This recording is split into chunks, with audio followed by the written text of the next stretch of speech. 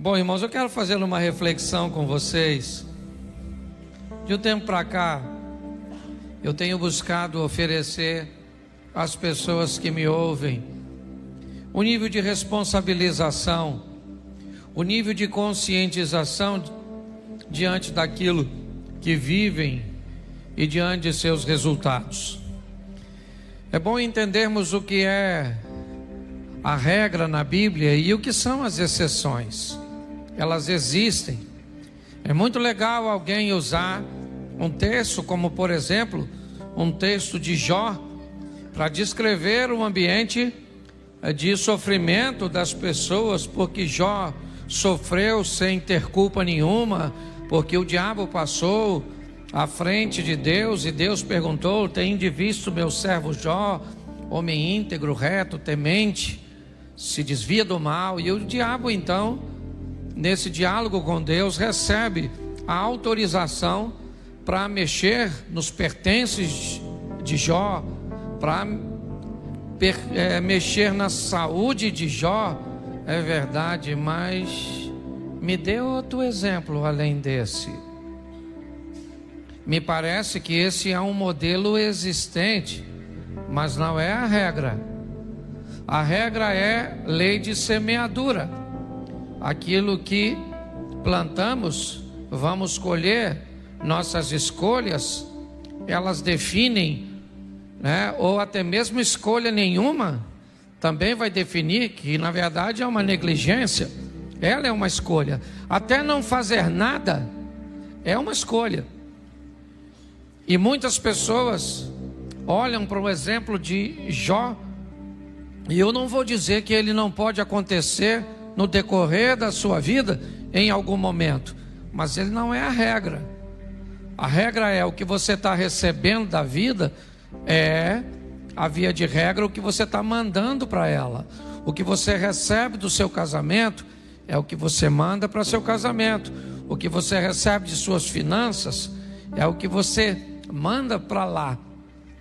Então eu queria que você primeiro desse uma olhada comigo em dois momentos do indivíduo que eu quero usar aqui como exemplo. Coloca para mim, por favor, primeiro livro do profeta Samuel, capítulo 18, verso 6.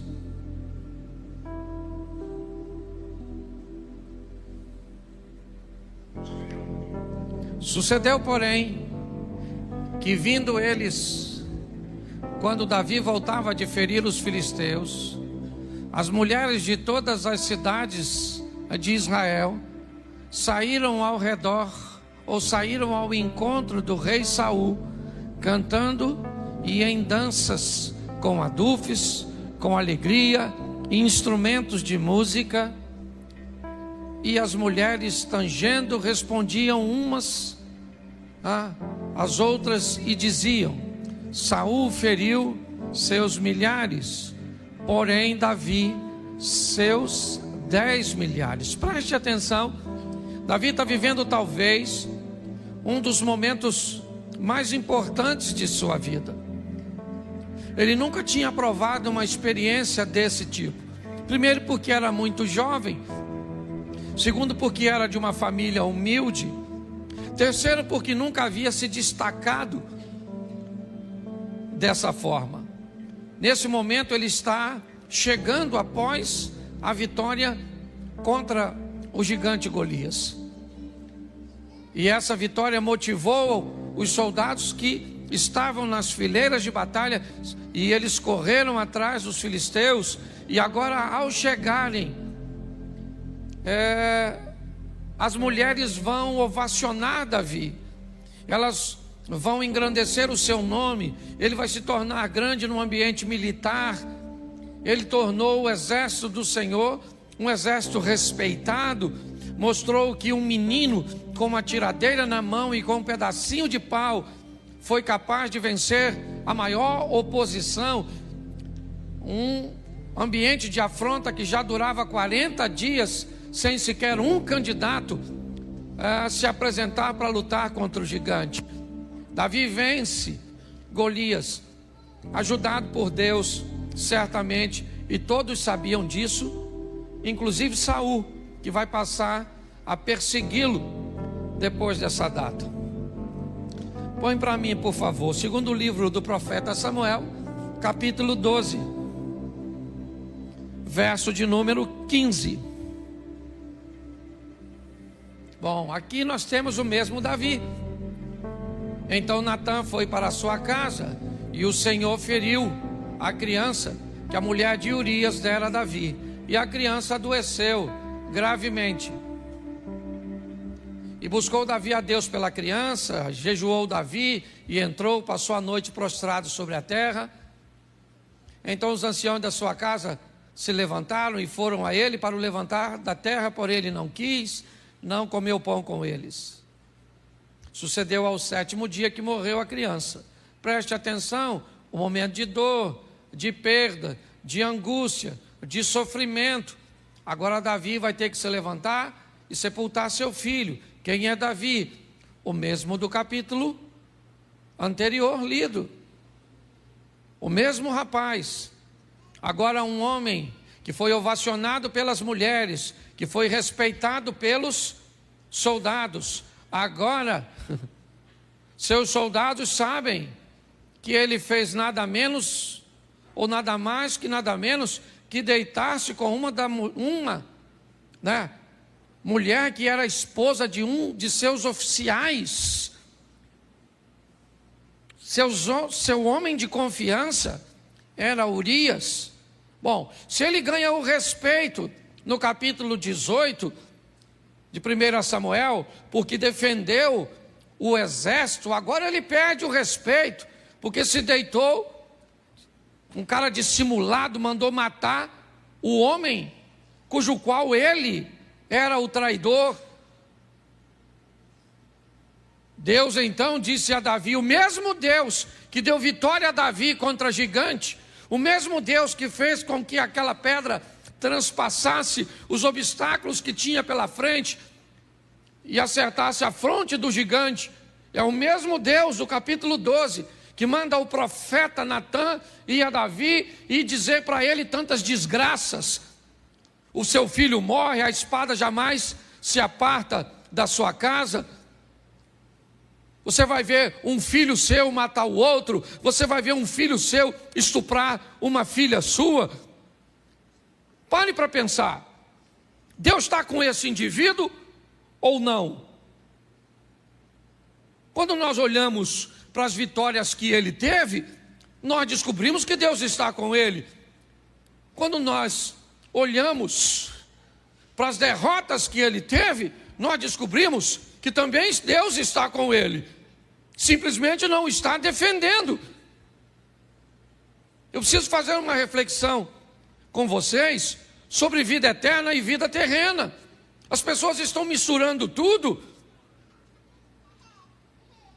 Nós precisamos ter um entendimento que são duas coisas bem distintas, ainda como o Abner citou, elas andem bem atreladinhas.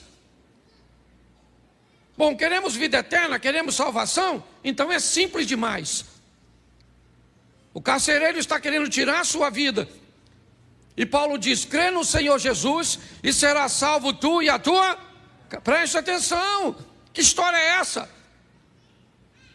Que coisa doida é essa? O cara crê em Jesus e ele vai ser salvo, eu entendo, mas como é que a casa dele vai ser salva, Abner?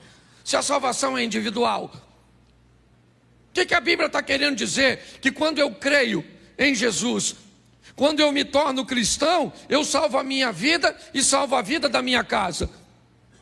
Será que eu tenho autorização de Deus para salvar a minha casa? Esse negócio virou coletivo? Não! O que a Bíblia está querendo dizer é que quando alguém é salvo de verdade, quando alguém pega a palavra de Deus e coloca na sua vida como regra de fé em prática, é só uma questão de tempo a quem está ao redor dele também seja alcançado. Vamos para o salmista, prepara uma mesa perante mim, na presença dos meus inimigos, unja a minha cabeça com óleo e o meu cálice transborda. Imagine que essa é a nossa mesa, você está sentado aqui e seus familiares estão ao redor, você é esse copo, preste atenção. Esse é Deus, esse é você, seus parentes estão aqui, vamos lá.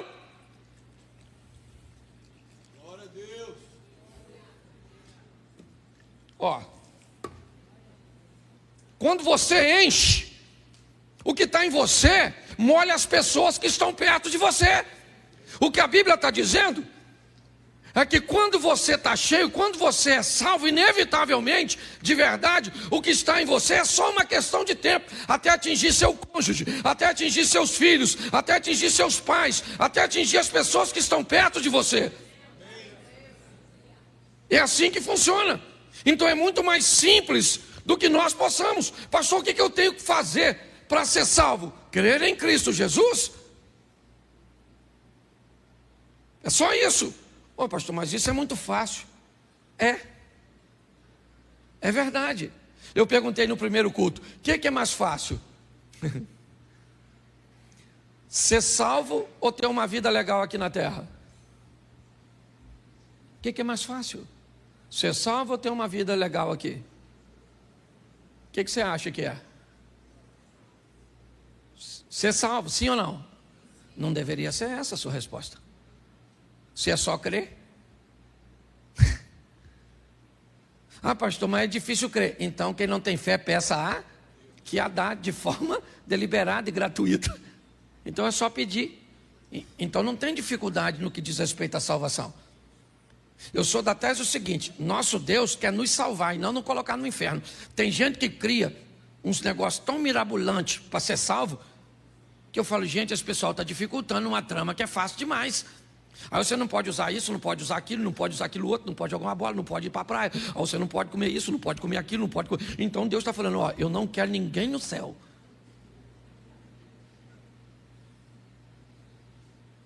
Ah, mano, preste atenção. Uma coisa é você facilitar, outra coisa é banalizar.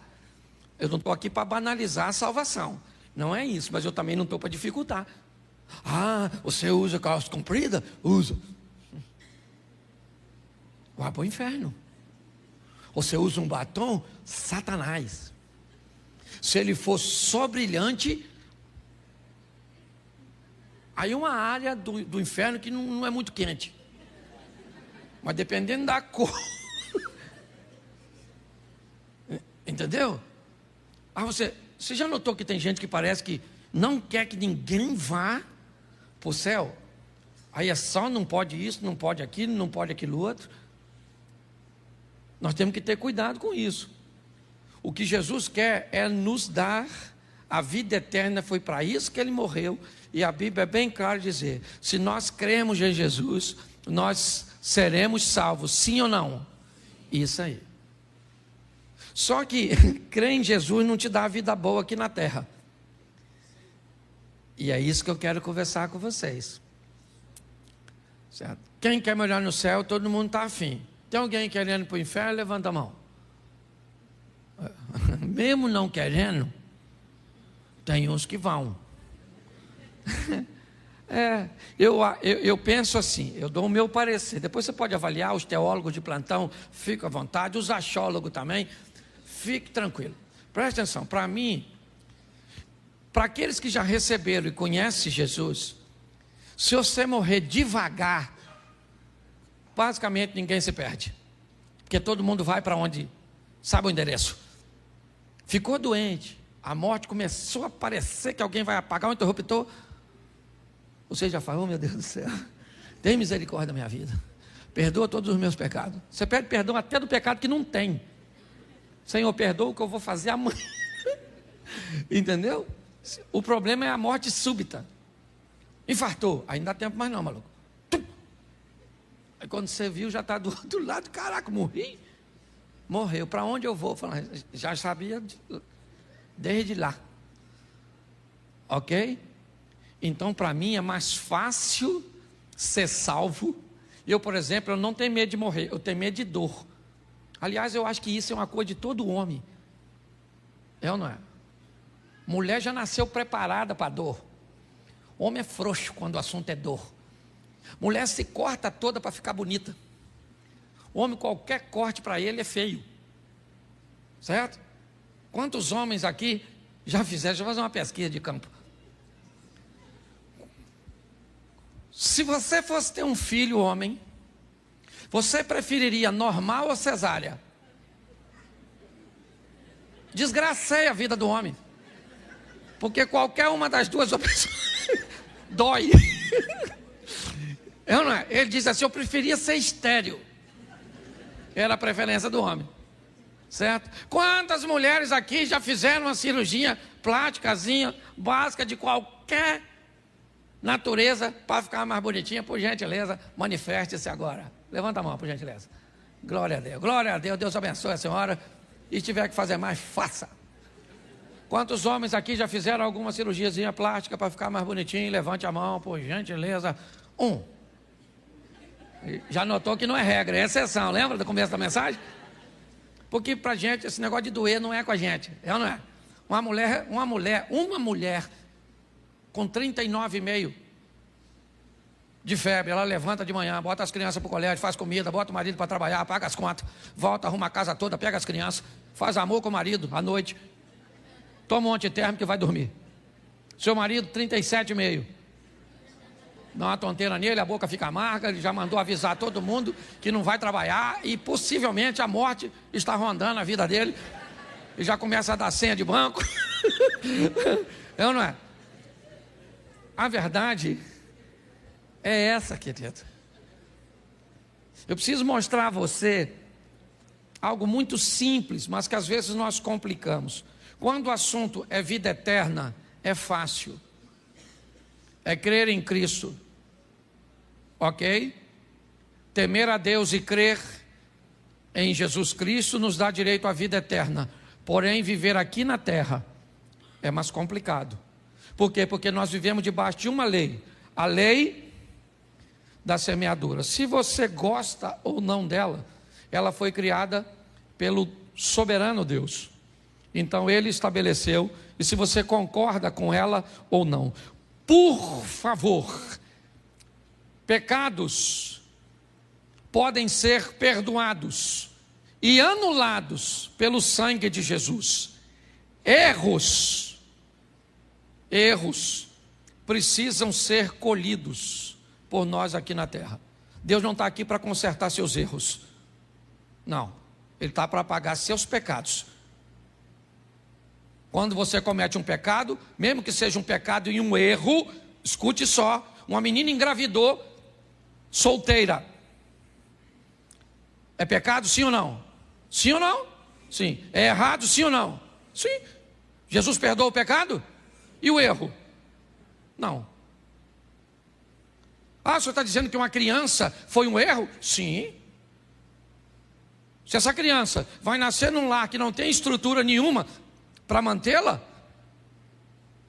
isso foi um erro, criar uma situação dessa. Então as pessoas, me parece, estão confundindo, achando que Jesus está aqui para consertar erros. Não, a palavra de Deus está aqui para que venhamos diminuir os nossos erros. Se venhamos a cometê-los, que sejam erros que causam o mínimo de danos na nossa vida. Porque Deus está conosco, sim, sempre esteve com Davi. Deus disse isso para ele, que estaria com toda a sua descendência. O cetro jamais se arredará de Judá, até que venha aquele a quem pertence. Então Deus sempre esteve com Davi. Sim, e Deus disse para ele, através de Natã: o seu pecado foi perdoado, você não irá morrer, mas seu erro não. Seu erro foi computado, e agora você vai ter que colher o fruto disso. Então quero te mostrar um texto, porque me parece que depois de tantas indas e vindas, Davi aprendeu um pouco. E esse aprendizado eu acho que vale bastante para mim e para você. Põe aí para mim, segundo livro do profeta Samuel, capítulo de número 22. Verso de número 17. Vou botar o 18 que fica mais fácil para a gente adiantar. Preste atenção. Livrou-me do meu possante inimigo e daqueles que me tinham ódio, porque eram mais fortes do que eu. Preste atenção aqui. Davi está descrevendo um ambiente de batalha muito grande, E ele aqui me dá um ensinamento poderoso. Davi enfrentou muitas batalhas, e uma boa parte delas ele enfrentou sozinho. Ele enfrentou com seus soldados, com a sua estratégia militar, com sua força. Em muitos momentos, Davi sabia que tinha força suficiente, recursos suficientes para ele mesmo resolver seus problemas, sua adversidade. Mas esse texto também diz que em momentos da vida dele, ele enfrentou inimigos que eram mais fortes do que ele.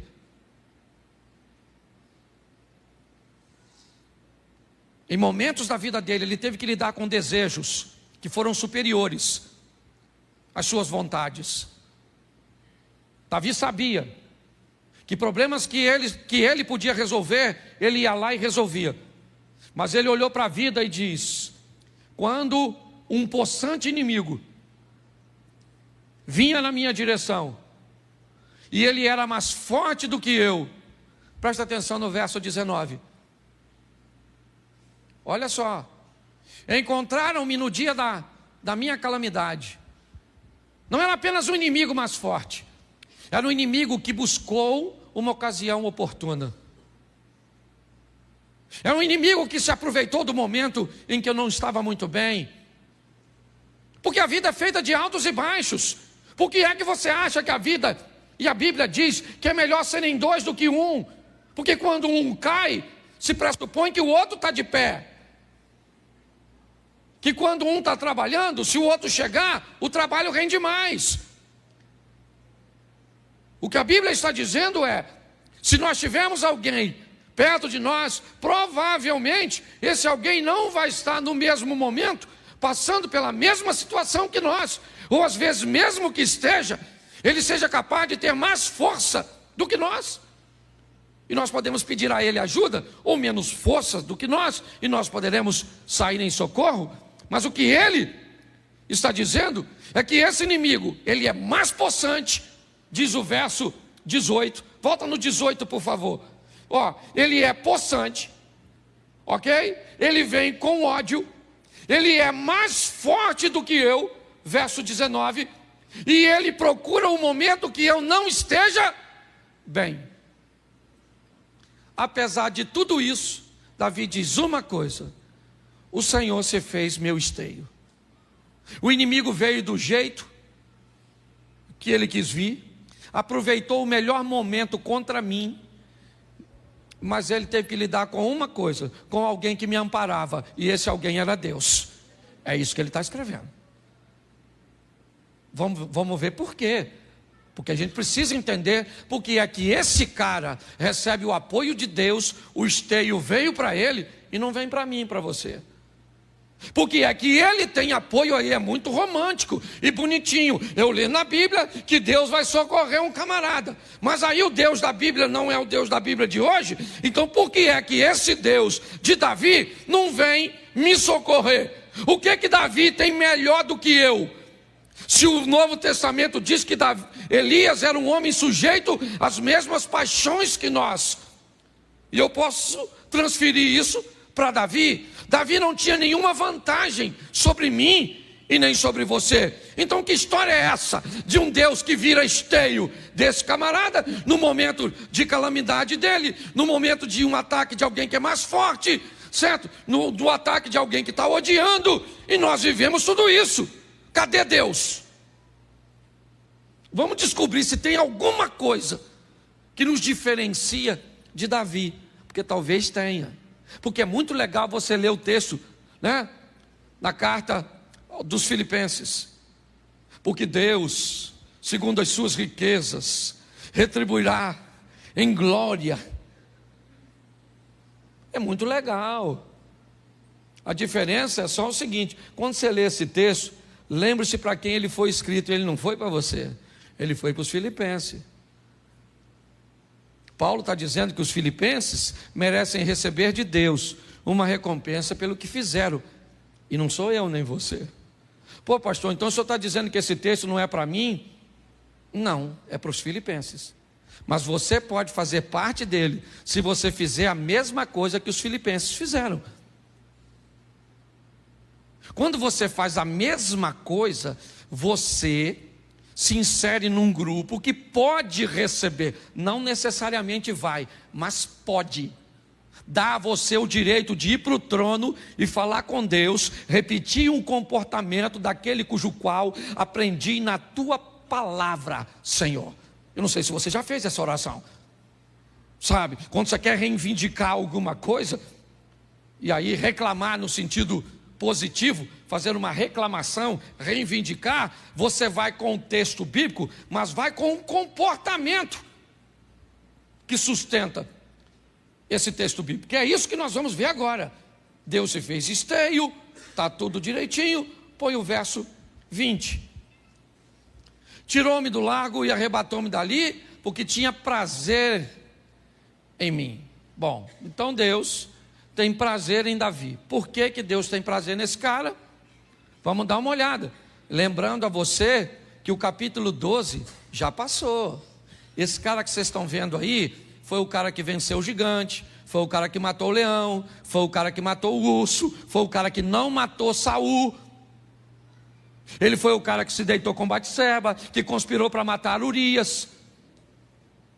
Esse camarada aqui cometeu erros e acertos ao longo de sua vida, mas o capítulo 12 ficou para trás de 2 Samuel.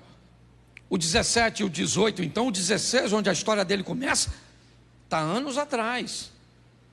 Ele tem que aprender alguma coisa com a vida. E quando ele diz que Deus tem prazer nele, presta atenção, porque o texto seguinte já foi. Recompensou-me o Senhor, conforme a minha justiça. Aqui Davi começa a dizer que estilo de vida ele está vivendo agora. Davi começa a dizer que Deus está dando para ele, ou aliás, sempre deu para ele o retorno do que ele estava mandando para Deus. É como se você estivesse vivendo diante de um espelho, e cada movimento que você faz aqui, o espelho repete lá. Davi está dizendo o seguinte: o Senhor me recompensou conforme a minha justiça, não a sua justiça. Deus não te recompensa segundo a justiça dele. Deus está para te recompensar segundo a sua justiça. É lei de semeadura. Como você vive, como você procede, é exatamente o que volta para você.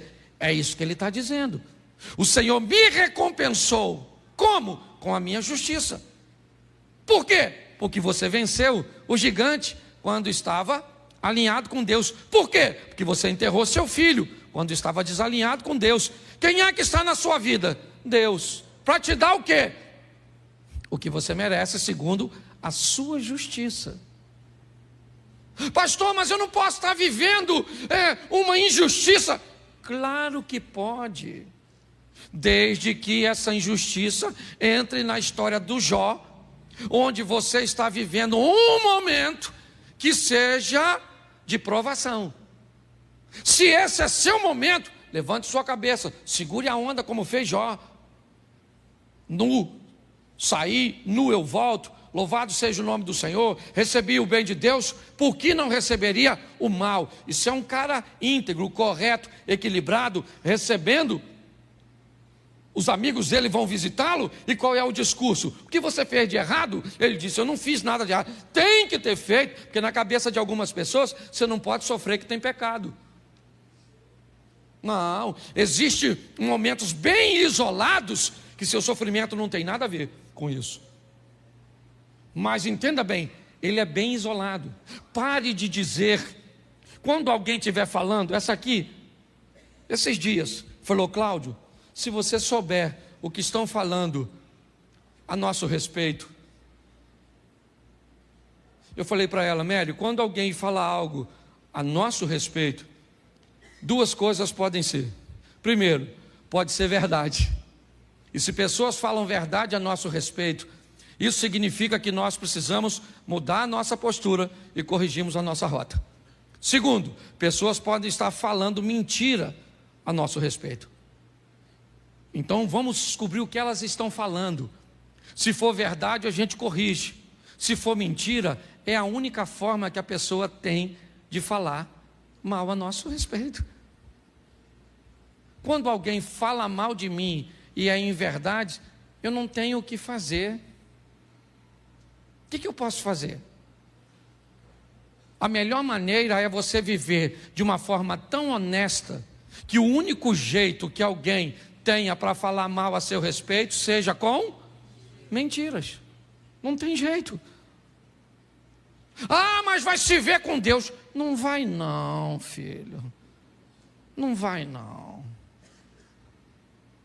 Para se ver com Deus, tem que falar com você, mal de você injustamente.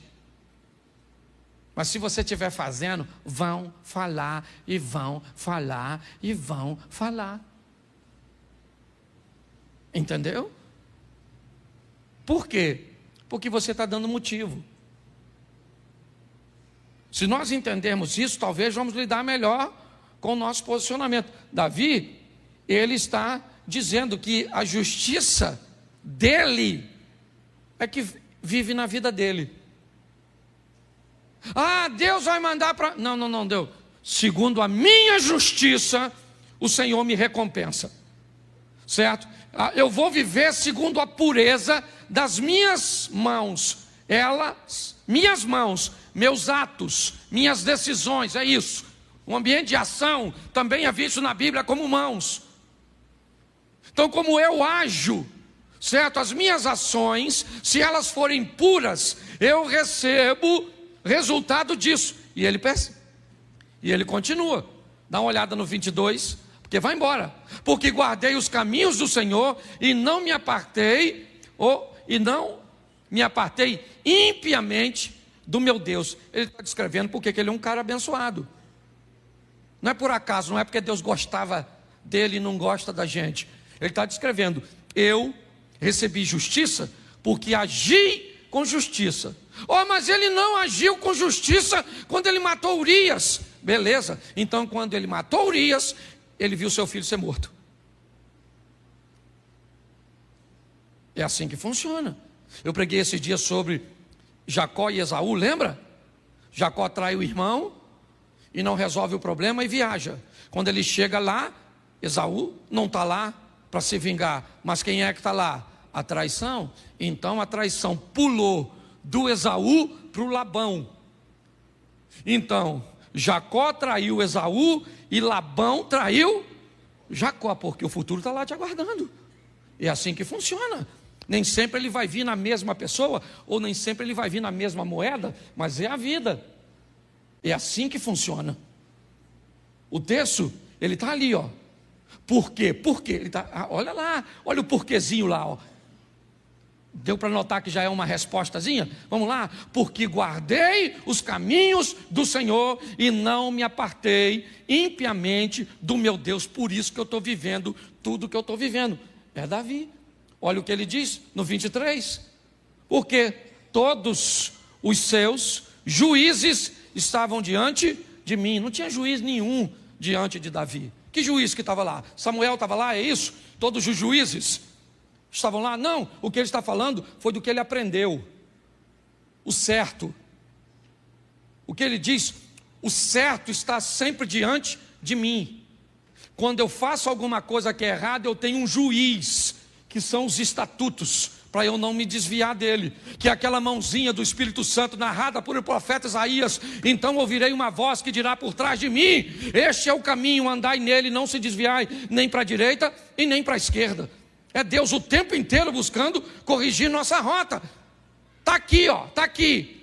Se eu posso olhar para onde devo ou não devo, se eu posso falar ou não falo, se eu posso mexer ou não mexer, se eu posso fazer ou não fazer, está tudo aqui. Os estatutos estão diante de nós. Os juízes estavam diante de mim o tempo inteiro. E aí, seus juízes traziam seus mandamentos, seus estatutos, dos quais eu não me desvi, pelo menos agora. Antigamente se desviou sim. Que negócio é esse desse camarada vir dizer que é um santinho, que é alguém que não comete erros? Ah, dos seus estatutos eu não me desviei. Ele poderia encontrar com Simei, ou com Aqueles que conheciam o seu passado diziam: meu irmão, eu conheço você, em 1992 você fez isso. Ele falou: meu irmão, mas nós estamos em 2022, eu não sou a mesma pessoa que era antes. Estou andando com Deus já faz tempo. Naquela época eu já estava andando com Deus, mas não na intensidade que eu estou andando hoje. Naquela época eu ainda fazia, eu ainda falava, eu ainda sofria consequências. Hoje não. É o que ele está dizendo: dos seus e de seus estatutos eu não me desviei. Mas isso é capítulo 22.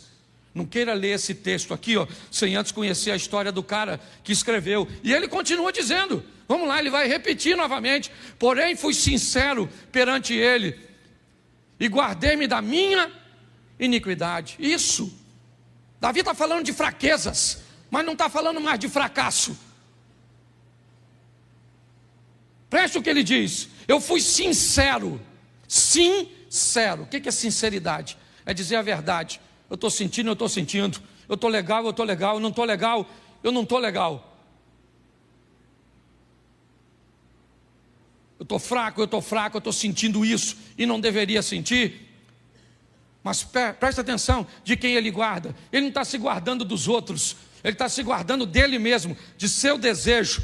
Guardei-me da minha iniquidade. Eu gosto dessa responsabilidade. Por que ele traiu Urias com Batseba?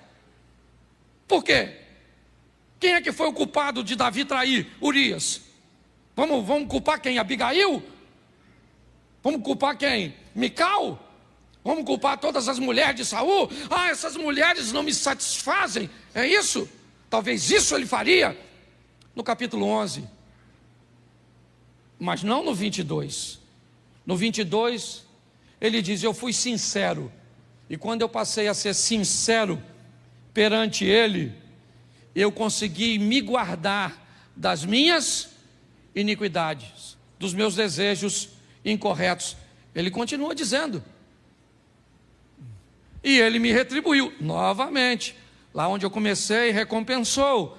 E me retribuiu o Senhor conforme a minha. Está aí, conforme a minha. Isso, me retribuiu o Senhor conforme a minha, não a sua, a minha, não a justiça de Deus, a minha, a nossa, certo? E aí ele começa a dizer: conforme a minha pureza diante dos seus, isso, diante dos olhos de quem? De quem? Das pessoas? De Deus. Davi é um camarada que agora aprendeu que a vida dele tem que ser pautada em agradar a quem? Agradar a quem? Ele quer ser bem visto para quem? Por quem? Isso. Nós queremos ser bem visto pelos nossos vizinhos, pelos nossos parentes. Queremos apresentar uma figura, muitas vezes na rede social. Queremos ser politicamente corretos. Para quê? Para que todos nos olhem de forma positiva. Ele diz: conforme a minha pureza diante dos seus olhos. Eu sei que é difícil hoje querer viver debaixo do olhar que agrada a Deus, mas esse é o estilo de vida de alguém vencedor como esse cara, pelo menos nessa fase da vida dele, que já está caminhando para a fase final. Vamos lá? Preste atenção que Davi está falando de Deus. Com o benigno te mostra isso. Quando o cara é bom e manda bondade, Deus manda o que para ele? Bondade. Com o varão sincero, Deus faz o que? Sinceridade. Vamos lá? Com o puro, ele se mostra, mas com o te mostra. Preste atenção aqui. Todas as coisas boas que eu mando para Deus, Ele me devolve no mesmo tom, sim ou não? Mas quando eu me torno desobediente, quando eu me torno perverso, note que o meu comportamento não muda a essência dele. Em Deus não há mal, não há sombra de variação. Quando o texto diz: mas com o perverso te mostra avesso, o que o texto quer dizer é apenas o seguinte: se eu fiz justiça Bom, eu mandei justiça e o Eliezer quer ser injusto comigo. Vamos lá? Ramã, o tio da rainha Esther, ele manda justiça para a vida, sim ou não? Sim ou não? Sim, né? Mordecai manda para ele o quê? Injustiça, sim ou não? Quem é mais poderoso, Ramã ou Mordecai? Mordecai. Quando Ramã manda justiça e Mordecai manda injustiça, quem é que entra? Deus. E Deus faz a injustiça virar e pronto. Quando você está alinhado com Deus, você faz o bem e alguém quer te mandar o mal, Deus transforma o mal em bênção. Mas Deus não transforma o mal em bênção quando você manda o mal. Ah, mas se eu me arrependi do mal que mandei, entra no céu. Mas colhe o efeito do mal. Por isso o texto diz que todas as coisas boas, você mandou pureza, vem pureza. E se alguém tentar de forma incorreta, Deus entra com providência. Mas quando chega no cara que é perverso, mal, não tem jeito. Eu mandei maldade, Deus faz o quê? Continua onde sempre, no controle de todas, só não se mete. Poxa, pastor, não concordo com isso. Beleza, os caras vão jogar os 3 amigos de Daniel na fornalha. Lembra? Sadraque, Mesaque e Abidnego, Ananias, Misael e Azarias. Eles morreram? Os 3 rapazes? E os caras que foram jogar ele? Morreram ou não? Morreram ou não? Sim. Ué. Vamos lá? Jogaram Daniel na cova dos leões. Beleza. Daniel morreu? Os caras que conspiraram contra Daniel, quando entraram na cova, o leão matou? Vamos lá. O povo está atravessando o mar. Eles morreram afogados? Os egípcios que vêm atrás morreram? Era gente. Do mesmo jeito. Dá para você entender isso? Você quer fazer separação entre o povo de Deus? Faça, fique à vontade. Só estou te mostrando que sempre tem 2 grupos: dos alinhados e dos desalinhados. É só isso. O tempo inteiro Deus está querendo falar isso comigo e com você. Que estilo de vida você quer? Ah, pastor, mas Deus é amor. Beleza. Dizer que Deus é amor não está errado. Mas a resposta também não está correta. Ela está incompleta. Um bolo é farinha, sim ou não? Sim ou não? Não. Só farinha? Um bolo é farinha? Um bolo é açúcar? Um bolo é fermento? Um bolo são ovos? É manteiga? Sim ou não? Então por que na hora que nós vamos delinear Deus, Ele é só amor, e aí qualquer tipo de amor vale, qualquer coisa pode? Não, porque amor, porque Deus é amor. Não, Ele é amor, mas Ele é fogo consumidor. Ele é amor, mas Ele é justiça. Nós temos uma série de coisas.